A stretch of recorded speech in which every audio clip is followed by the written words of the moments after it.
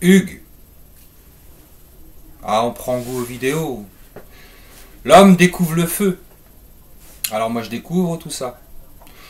C'est bien ces vidéos parce que ce moyen, ce médium, car c'est une façon à la fois impersonnelle et directe d'expression, de communication, de partage.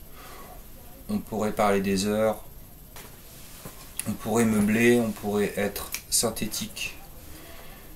Et la synthèse, c'est essentiel en poésie. La synthèse, l'efficacité, alors je parle pas du cut-up ou je ne sais quoi là en anglish là, mais pourquoi pas, ça peut avoir son utilité. Il y a eu des auteurs comme ça, notamment anglais, américains, la puissance des écrivains américains. Les beatniks ont dû faire ça aussi. Les beatniks, ouais, la beat generation. Mais la synthèse, c'est essentiel et il faut savoir la manier, l'utiliser. Moi j'ai tendance à mettre beaucoup d'adjectifs. Alors j'aime bien les contraires, j'aime bien les opposés, j'aime bien les nuances dans les adjectifs, mais j'ai tendance à en mettre beaucoup. Parfois c'est trop et parfois il suffit d'enlever un adjectif pour que la poésie... Alors moi je dis poésie, je dis jamais poème, je ne sais pas pourquoi, il faudrait que je cherche. Pour que la poésie puisse tout à coup trouver sa respiration. Parfois on a un caillou dans une chaussure, on enlève le caillou et on file. C'est un peu du même ordre. Moi mes poésies sont courtes car je ne sais pas faire des choses très longues. Bien que mon inspiration soit une inspiration assez verticale. Il y avait un poète qui avait comparé les arbres à de grandes flammes. Et moi je compare les poésies à de grandes flammes. Elles sont d'un seul tenant et elles tendent vers le haut avec à la base un brasier de bois, de branches. Ouais. Il y a d'autres poètes qui écrivent en escalier. Moi j'ai beaucoup lu Maïakovski, ce russe. Il écrivait en escalier. Et d'ailleurs pour l'anecdote, pas pour la petite anecdote, parce qu'une anecdote c'est déjà petit je crois.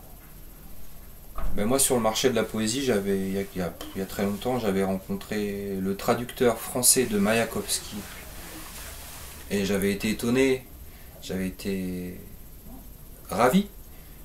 Et je lui avais dit, tu sais, moi j'ai beaucoup lu Maïakovski quand j'avais 20 ans. Il m'a dit, non, t'as pas lu Maïakovski, tu as lu moi. Bah oui, parce que j'ai pas lu dans la langue. J'ai pas lu en russe. Parce que même du français à l'espagnol, on perd énormément. Et je me demande toujours comment font les traducteurs de Baudelaire ou comme ça, des styles très rigoureux pour traduire Baudelaire en chinois et garder le rythme et la rime. Comment font-ils?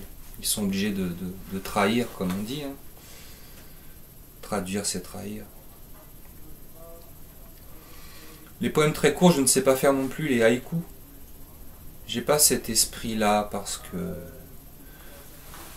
c'est comme un bon coup de poing ou une caresse, quoiqu'une caresse, bizarrement, une caresse n'est jamais assez longue.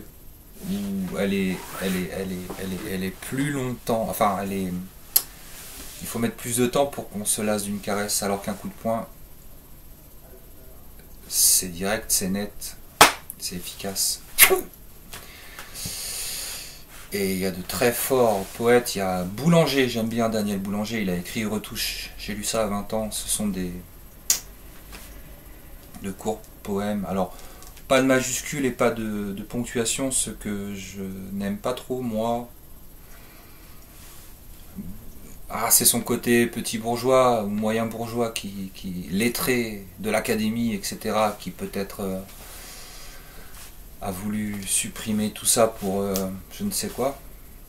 Mais ou alors peut-être pour rendre ça moins solennel, je sais pas. Apollinaire l'avait fait, mais Apollinaire était un grand classique. C'était un érudit et un type qui pondait, j'allais dire pondait, allez je le dis, des alexandrins et qui maîtrisait le sonnet, sonnet. Ouais. Mais lui, il a un pied dans le 19e, un pied dans le 20e, avec un esprit futuriste, un esprit technologie, un esprit venez, nouvelle technologie, viens futur, arrive à mes pieds là, et dévoile-toi, déclare-toi. Moi, je n'ai pas cette modernité, bien que j'aimerais, ou j'ai déjà fait il y a longtemps, d'utiliser le langage soutenu, mais pas pompeux, jamais. Avec l'argot. Et il y a plusieurs argots. Chaque corps de métier avait son argot. Chaque quartier de Paris avait son argot et son accent. Un mec de Bastille parlait pas comme un mec de Pigalle. On pouvait dire le montant en l'air pour les cambrioleurs ou les voltigeurs. Ce n'est pas les mêmes argots. Mais l'argot, ouais, bien placé. L'argot qui est devenu populaire, hein, on s'entend. D'ailleurs, le thème du sexe et de l'argent, si ce sont des thèmes, enfin ça peut être des thèmes, recèle beaucoup de mots. Pour l'argent, il y en a plein. L'oseille, le pognon, le blé, l'artiche, la thune, la maille, le flouze, le fric. Ah, j'en oublie. La vaisselle de poche, mais ça c'est joli. Un peu de vaisselle de poche. La quicheta. Et le sexe, bon. Enfin, l'acte sexuel. L'acte masculin, disons, l'acte masculin. Il y en a beaucoup aussi. Bon. Je passe là-dessus. Quoique, c'est joli, limé. Limé, bon, il y a un côté quand même artisan, ouvrier, quoi. Limé. Tout à coup, je ne sais plus, j'en oublie parce que je rougis. C'est bizarre, hein. Mais la piqûre aussi. On reprend. En tout cas, Daniel Boulanger, il est très bon. C'était un mec qui a écrit beaucoup de nouvelles, qui a été primé, il était dans le style synthétique, bref. Il était dans cette espèce de... aussi de... plus que de l'élégance. Il était élitiste, quand même. Moi, j'essaye de faire de la qualité avec du beau français. Je bâcle pas. J'essaye de faire de la qualité car c'est ce qu'il y a en moi. Mais je veux pas être pompeux et je veux que tout le monde me comprenne. Je veux qu'un enfant, enfin un ado, je veux qu'un type qui n'a pas beaucoup de... comme ça...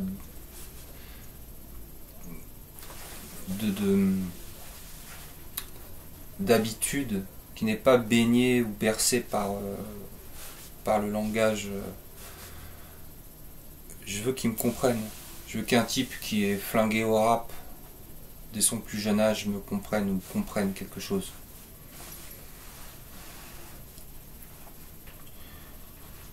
Sur le marché de la poésie, j'avais trouvé une dame qui était impressionnante, car elle n'écrivait qu'en langage très soutenu, plus que soutenu, élitiste, avec des mots incompréhensibles.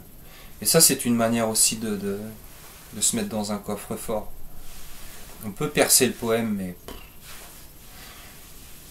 Et à côté de ça, ou le pendant peut-être de ça, c'est comme des gens comme Alain Leprest, immense poète. De la chanson française qui est décédé qui est mort aujourd'hui. Poésie très réaliste et à la fois très très poétique. Très fort ce type-là. Thiéphène est fort aussi avec des mots étranges. Des mots étranges. D'ailleurs, j'ai dit quoi décédé, ouais, il y a aussi ce truc de la peur des mots. Un aveugle. Un non-voyant. Une fois, j'avais joué dans une église parce qu'à une époque, j'ai joué des choses. Et puis le maire avait fait tout un cirque parce qu'il ne pouvait pas y avoir de cierge dans l'église pour des raisons de sécurité, vous vous rendez compte? Pour des raisons de sécurité, il n'y a pas de... Et moi, à un moment donné, je jouais un petit gars, Martin, qui était bourré, qui faisait le con, qui était habité par le démon. C'était Le Petit Pauvre de Jacques Copeau. C'est sur Saint-François d'Assise. Et moi, je jouais Martin quand il ne pouvait plus, qui était bourré, un type, vous voyez. Et à un moment donné, il va vers les candélabres et il souffle. Il souffle sur ce feu-là. Et cette lumière, il veut éteindre la lumière et le feu.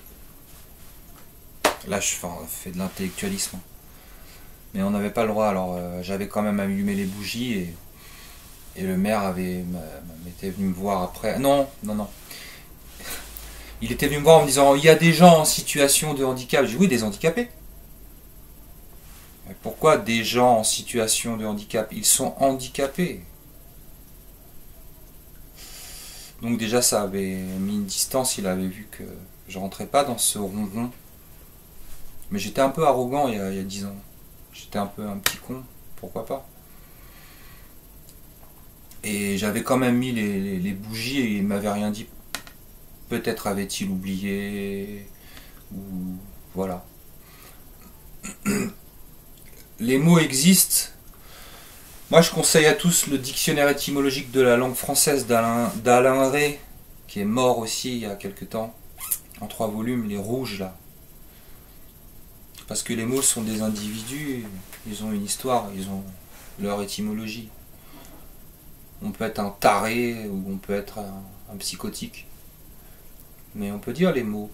Les mots sont là pour être dits. Alors moi, pour être oui, les maudits, oui. Moi, ce que je réfute, c'est... Ah, je suis très original, hein. C'est les anglicismes à tout va, quelle connerie. Je vais pas te spoiler le film, mais tu spoiler de quoi? Il y a des trucs à la CAF, là. Ouais, la CAF, ou je sais plus quoi, ouais, un organisme. Et le mec, il reçoit des newsletters. Ouais, c'est la CAF de Liverpool ou c'est la CAF de Paris? Voilà, il y a des fake news. Parce que fausses nouvelles ou fausses informations ou mensonges.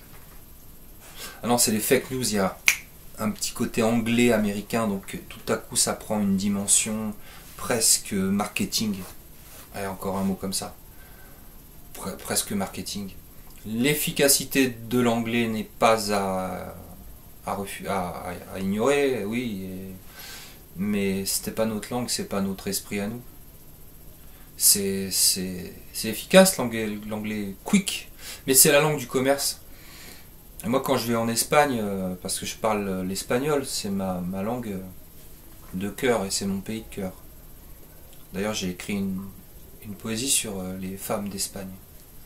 Alors c'est très essentialisé, hein, mais quand je vais là-bas je parle espagnol, mais les gens ils comprennent pas trop tout de suite, alors ils me branchent sur, comme je suis grand et un peu typé peut-être nord, ils me parlent en anglais parce que l'anglish c'est la langue du commerce, c'est la langue des échanges de commerce. Il y a beaucoup d'anglicisme, c'est dingue, et il y a beaucoup aussi de, évidemment, de trucs de ouf en mode vénère, t'as vu, enfin, appauvrissons bien notre langage et l'esprit va se rétracter bien comme il faut aussi, comme une éponge qui serait restée au soleil. Ouais.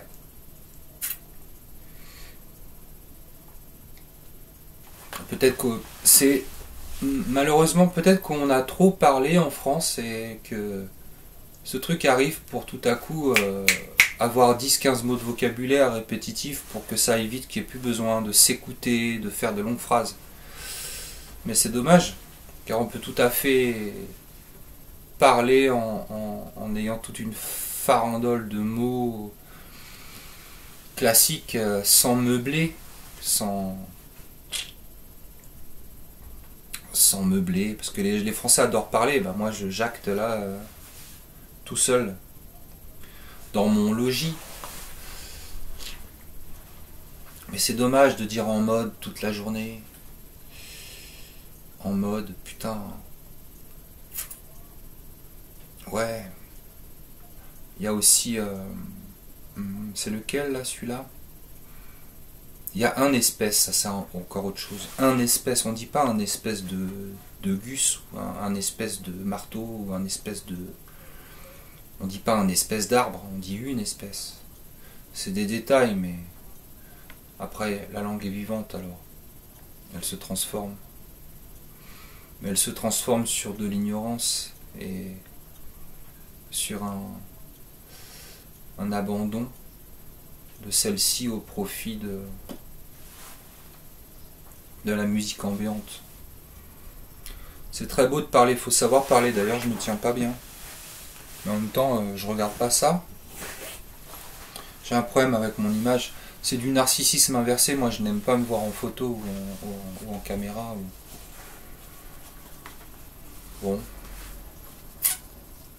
Mais parler, c'est extraordinaire, vous vous rendez compte? On parle avec les jambes, avec le ventre. Là, il y a un soufflet.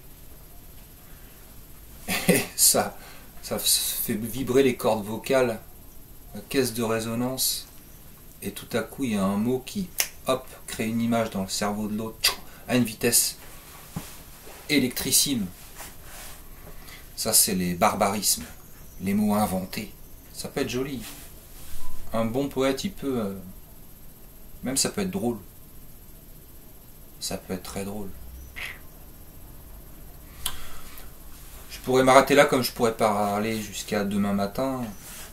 Mais je vais m'arrêter là. J'ai fait le tour. Je voulais parler de ces poètes. Daniel Boulanger,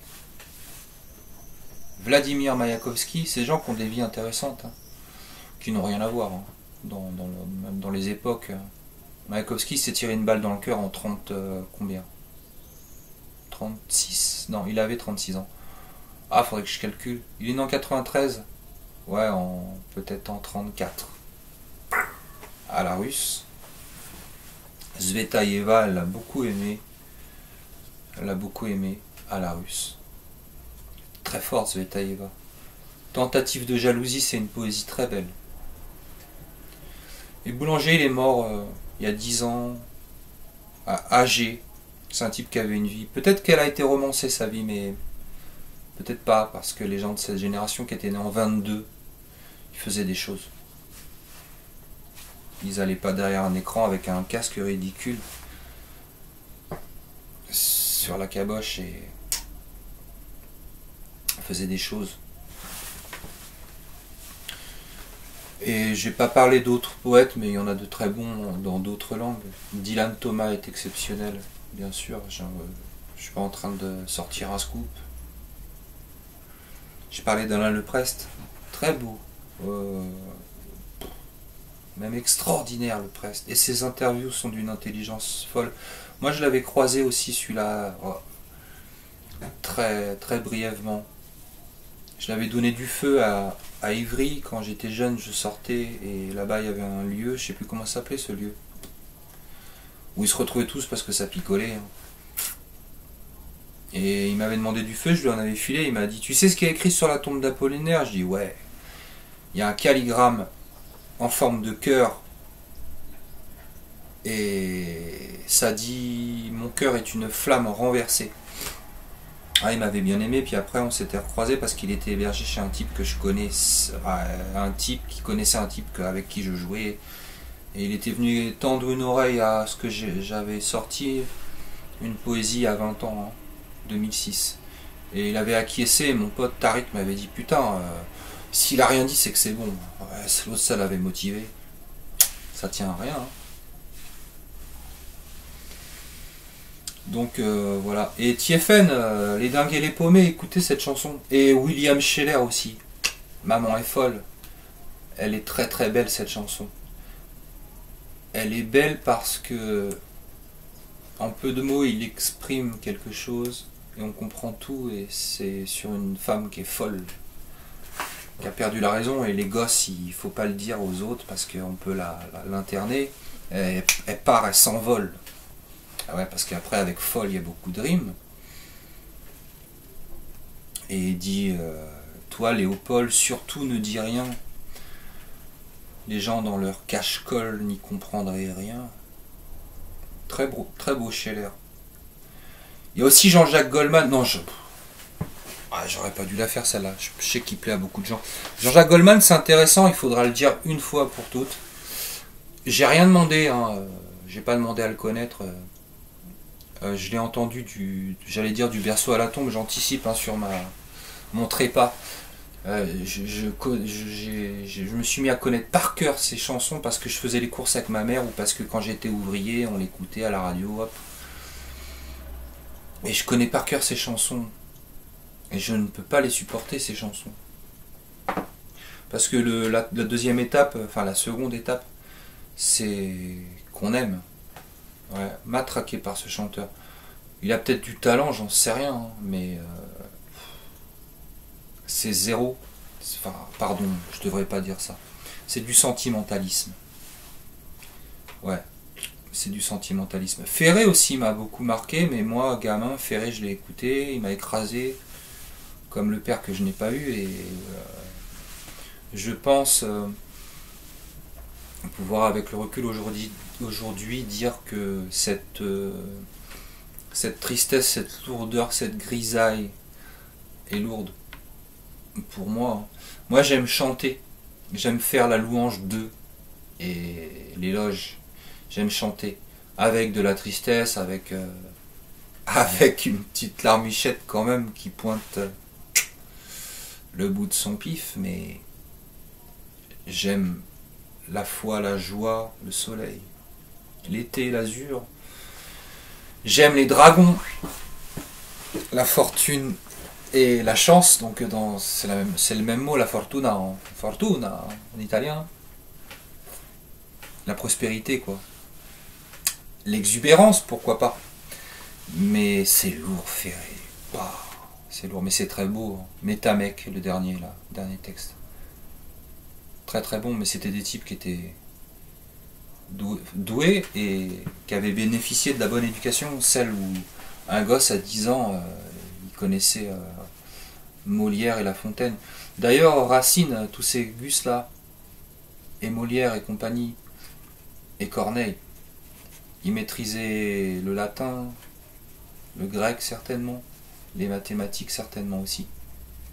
Et leur esprit était drôlement rodé. J'allais dire ridé. Drôlement rodé. Tout comme un Rimbaud. Hein. Bon, lui, il avait une qualité, parce que lui, c'était un paysan. Enfin, c'était une famille de paysans. Pas de père, la mère. Vitalie, elle s'appelait sa mère. L'autre, il avait incorporé la langue latine classique et... Mais moi, je préfère Verlaine, c'est mes goûts. Je préfère Verlaine. Faut lire Mes prisons et mes hôpitaux de Verlaine, ce sont des... Comment on appelle ça? Des récits de ses expériences de prison et d'hôpitaux. Et... Parfois avec un style très empoulé, parce que l'autre, il en avait plus rien à foutre, Verlaine, à la fin. C'est entre Céline et Proust. Vous voyez le truc? Alors je vous invite à lire tout ça. Moi, je vous invite à lire. Hein. Je vous invite à lire. Ceux qui ne savent pas lire. Ceux qui ne savent pas se retrouver avec un bouquin et des mots parce qu'on leur a dit c'est la culture, c'est l'école. L'école fait des ravages. Mais je vous invite à lire Verlaine. Ouais, je vais pas faire de récitation de poèmes, j'en ai dans la tête, mais non. Parce que ça fait 24 minutes que je parle. Je vous invite à lire et à écouter de belles choses. Et à vous inspirer et à vous exprimer. C'est-à-dire, Comme je l'ai dit dans ma première vidéo d'inauguration, on parle pas pour blesser, pour dire moi je m'en fous, je dis ce que je pense, t'as vu, t'as une sale gueule aujourd'hui, putain, et puis en plus avec ton gros pif. Non, non, non, non, non. Il faut ça garder pour soi-même. Parce qu'on dit on ne peut pas juger, bien sûr qu'on juge. On a des goûts, on a des points de vue, on a des blessures, on juge. On se compare. Mais il ne faut pas se censurer. Il ne faut pas être corrompu. Parce que les gens voudraient que les politiciens soient plus corrompus. Bon, c'est à d'autres échelles. Hein. C'est des millions, des honneurs, des femmes, des ce qu'on veut, des chauffeurs. De la gratuité et du respect de l'autre quand on vous regarde parce que c'est monsieur le ministre ou le député. Mais tout de même, pour que, si on veut que ces gens-là ne soient plus sensibles à la corruption, ne soyons pas corrompus. Moi, je ne vais pas dire que le ciel est rose parce qu'on va me donner 100 euros. Bon, pour 1000, je peux être daltonien, mais je le suis déjà. Mais non, non, il faut dire les choses. Il faut avoir l'intelligence avec qui on parle et il faut pratiquer la maïeutique grecque. En ce moment, je suis avec les Grecs. Je suis avec Ulysse. Faites accoucher les gens. Pointez leurs contradictions, mais avec bienveillance. C'est le mot en ce moment. Hein. Bienveillance, mais quel mot? C'est veiller bien. Exprimez-vous, allez à la piscine, priez. Ah, je mélange un peu tout, mais c'est un peu la même chose. Hein. Allez dans l'eau et découvrez, peut-être si vous pouvez, le corps. Oh, moi j'ai découvert il y a pas mal de temps à travers les arts martiaux, bon, à travers un super style d'ailleurs. J'en parlerai si ça doit venir. Découvrez votre corps. Les gens ne le connaissent pas. Il y en a qui font du footing, de la muscu, mais il faut découvrir son corps, toutes ses capacités, toute ça. Il faut devenir une vague. Ouais, le Qigong c'est bien. C'est peu dire. Et les arts martiaux aussi. Même la boxe, hein, ça vous donne une culture de votre corps. Ça vous met dans... Vous êtes tout de suite installé dans les capacités de votre corps. Voilà. Blablabla, blablabla, bla, bla. Bon bah c'est un plaisir et je vais poster des poésies. Alors... j'en poste plus qu'il y a de vues, hein, mais c'est pas grave. C'est pas grave. Je le fais pour moi, surtout. C'est mon canal. Et je les jette comme ça à l'eau. Ouais, à l'eau. Bah, prenez soin de vous. Prenez bien soin de vous. Et abreuvez-vous de choses belles. Aussi belle que le ciel là, azur. Ouais, on va appuyer sur le bouton pour terminer. Ah bah oui, c'est pas très esthétique. Hein. Hugues